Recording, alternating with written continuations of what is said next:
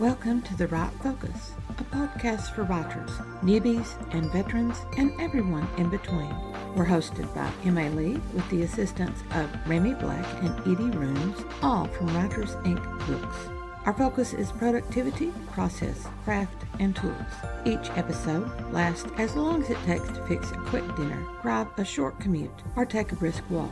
Resources and links are in the show notes. Visit us at therightfocus.blogspot.com. Now, on to this week's episode.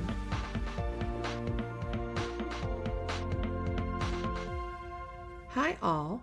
It's our 8th check-in for the Summer Writing Challenge with a miscellany of jobs. I've struggled and I've soared in this past week. It's all a matter of juggling the bad with the good to keep a mental balance and motivation. Last Wednesday, first day of our work week, is a perfect example of this juggling act. If you remember, at the start of our challenge, I wanted 3 good sessions per day to feel successful. First, on this Wednesday, I yanked the last 600 words out of the short story and wrote 1,200 words as replacement. The second writing session brought the rough estimate of words in that short story to 3,800. Words not working to words working. Trying to have twist in the story that will surprise readers. Trying to avoid flat characters, who will be no more than ciphers, a flat cutout, whose actions and reactions will be anticipated. We can have the logical behavior of characters, but we also need to give them the ability to be more than board cutout. And that entails hiding details in the story that our readers' subconscious will recognize, but their conscious mind will not predict the ending. We don't often see these flat cutout errors when we're too close to the story. We think we've written great characters and a neat solution to our overall conflict. Only when we can step back from the story do we realize we've created a cipher, a character who is no more than a representative of a segment of society, like the so-sweet preacher kid who has a nasty streak, or the elderly woman who writes poison pen letters, or the entitled rich mid-40s woman with her predictable spouting of compassionate talking points who never sees the poverty or abuse in front of her. These are standard characters, and we've come to recognize them very quickly. Maybe our plot solution in the story seems to be a neat little fix, and certainly satisfies the little mean streak inside of us. Only we forget that we associated that plot solution with a character early on in the story. And our content and developmental editors, or our ARC readers, don't spot those problems. Or they do spot the problems, but they have the same little mean streak and like the book as it is, forgetting that other readers exist and won't be satisfied with ciphers and neat plot solutions that are repetitive. What can we do about this? These are jobs that are best handled in revision, and before we revise, we need to get a little objective distance. We need a few days away and many words between finishing off this story and tackling it again, anew, with new eyes. Usually, when we don't think we need this time and the words, that's the very time we do need them. For me, at this point on Wednesday, I decided to set aside the 3rd short story and return to the 2nd short story. It needed a first proof, which required more revision than I expected. After corrections and a new printout, the story now stands at 6,200 words plus, with some major cutting and rewriting, all because I got the time distance and word distance that I needed. I should probably count that revision as 2 sessions. Over 2 weeks have passed since I finished that 2nd story. I really cannot count the week of my sickness, so let's say over a week from writing and drafting to looking at the story with new eyes. I reached something that we actually call objective distance. Our brains have forgotten the white heat of the creative writing of the story, and our editor mind has engaged to find the skips in the story, the descriptions we needed, to spot the cookie cutter cutouts, to realize that we haven't repeated any aspect of the story, to have no plot holes or character discrepancies. We definitely had scenes that needed building up, some flash descriptions that needed 2 or 3 more touches, a bit of overwriting here and there to weed out. This is now a story I'd let someone read after I check it for grammars and typos. Thursday was one of those days when I couldn't get to the laptop no matter what I do, but my trusty smartphone had plenty of power. The third short story was clamoring to have the ending roughed out, so I used email, sending it to save each time I encountered an interruption. That email thread had 4 sections when I finished, but I know the ending of the story. I won't even guesstimate the number of words I wrote, but that story will definitely be done above 6,000 words. In finishing the story, I discovered more necessary research. Can you believe it? I couldn't. I needed information on medieval bankers and letters of credit, along with blacksmiths and strong boxes and tricky locks. About a dozen screenshots later, I had the information and countless images for the story in my head. With still no time for laptop, I turned to something I need for the Defeat Writer's Block book, a fair use copyright disclaimer to put at the start of the book. I need this since 10 chapters of the 14 are based on advice from other writers. I'm not claiming the other writers' advice as my own. They receive full credit. I am quoting, then analyzing and examining and judging their advice, and how other writers can implement it for their own writing. That's the fair use doctrine of copyright. The disclaimer will be at the beginning of the book, primarily for this reason. Many people do not understand how copyright works. Even writers with years in the game are ignorant of many aspects of copyright. For example, ideas cannot be copyrighted. How many stories have you read or seen in films that feature a protagonist discovering the government over their community is corrupt and determining to overthrow that government? In 3 minutes, you can name 10, I betcha. It's a common idea. Now, how that idea takes detailed form, with words and scenes moving into plot, with character descriptions and angst and revelation, that can be copyrighted. Specific becomes copyright. General is not. My commentary in Defeat Writer's Block is copyrightable, based on quotations from others for which I do not claim copyright, only fair use. Another writer could take those same quotations and generate different commentary for which they claim copyright. Since I want no questions raised by readers, I need a good statement of the fair use doctrine. So, research to find the doctrine from Copyright.gov. I'm not happy with what I found, so I'll take another run at the research, then word my disclaimer when I can access my laptop.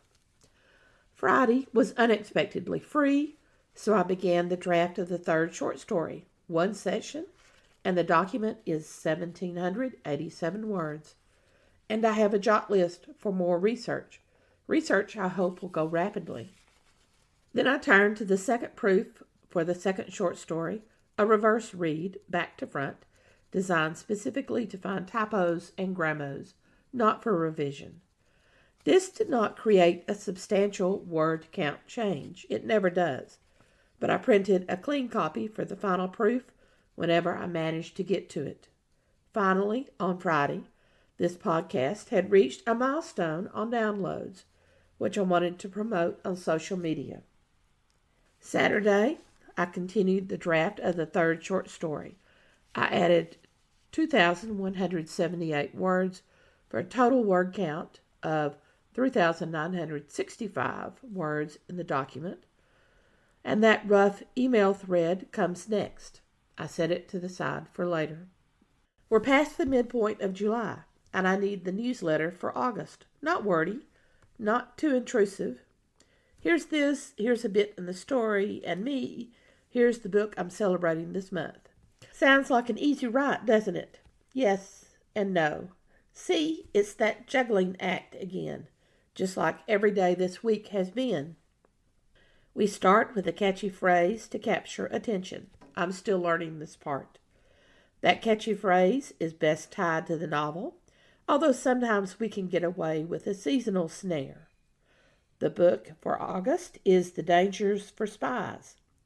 We have a spy who abandoned the game, a double agent who barely escaped capture, a cryptographer better with puzzles than people, and a spy hunter who wants revenge. Our double agent is the main protagonist, trying to live quietly as a landscape painter in the English countryside. The former spy is drafted by the government he used to work for to locate the French spy hunter, straight from Napoleon, with orders to kill the cryptographer. The spy hunter wants revenge on the double agent and the former spy, who both escaped him. August is the heat of summer. So, simmering tensions as a French spy hunter tracks his prey to their lair. No, I don't like that. It's too long. Simmering tensions as a predator finds his prey. 8 words, better. Then we have 2 to 3 sentences about writing this Regency mystery and suspense in the English countryside. Revenge will be my focus. 1 sentence on genre and setting. Tagline. Then the book's cover, tagline, and description, and links. A free look at the opening chapters. A link to the book trailer on YouTube. Then links to purchase. The hardest part of this newsletter is finding the attention getter. The second hardest part is ensuring the book description captures the novel without giving away the story. The third hardest part is deciding how many chapters to offer as a free glimpse. Sometimes 1 chapter captures the story, sometimes 2. For the occasional novel, it takes 3. And this is one of those that will take 3 chapters. Sunday was busy until late afternoon. Then I set the newsletter up on ConvertKit and tinkered until it looked interesting. After that, more research on the fair use doctrine, and I created the disclaimer. Then I picked up Defeat Writer's Block to continue the third proof, but my eyes were crossing after a chapter. So I watched an episode of Columbo, inspiring me for mystery. Then I started reading a new book by a writer I like, only to encounter many problems a third of the way in. Unhappiness with an eagerly anticipated book is not good. Monday, Aaron's Day, and then I finished the book, hoping it would get better. It did not. So now we're to Tuesday, and today in our week of juggling good and bad balls. This morning, I was still disgruntled over that disappointing book. I will limit myself to these 3 things. Don't create Ciphers as characters and revolve the plot around a solution based on stereotypical characters. Second, don't vilify the murder victim as a blackmailer, then use blackmail as your protagonist's solution to a knotty problem. And third, don't have the protagonist stir up the past murder by claiming he wants justice for the murder, only to abandon justice completely because a friend he likes would be prosecuted. None of that makes readers happy. Because of my disgruntlement, I started the day with something easy. The book description for Defeat Writer's Block. The approach to a book description is much like the approach to a newsletter. We need a catchy attention getter. For nonfiction, we then tell what this book is and how this book provides information the reader needs, which other books do not do. That's 2 brief paragraphs, plus the opening sentence. Another brief paragraph, brief as in no more than 3 sentences, on what the book does offer. Then end with a brief paragraph with the author's credentials. A fiction blurb is different yet the same. We have the same snappy opening, the tagline. Then we focus on the protagonist, the situation giving her or him the problem. The second paragraph is for the second main character, or for how this problem will immediately become worse, such as here be dragons worse. Keep the paragraphs brief. Keep everything you say in a fiction description to the first 25% of the book, or less. Never give away the midpoint of a book or later. I try to keep most of my book description to less than 250 words, and even shorter if possible. We've had a lot of information in this week's breakdown: avoiding ciphers and easy out plot resolutions, objective distance for revision, copyright, ideas, and the fair use doctrine, newsletters and book descriptions for nonfiction and fiction. The podcast episodes start to finish to upload and post remains to do. Then I'll need to squeeze in a last check for August promotions. That's a lot, and still more I need to do. Tomorrow I hope to finish the 3rd proofing and corrections for Defeat Writer's Block. Then I need to upload to Find Away Voices for the audio files and pick a publication date. Upload the finished ebook and cover to Draft to Digital and Amazon for that date. And format the paperback and create a paperback cover using the Amazon cover generator, also for that date. Then Project 1 is almost done. I merely need to plan promos for the book.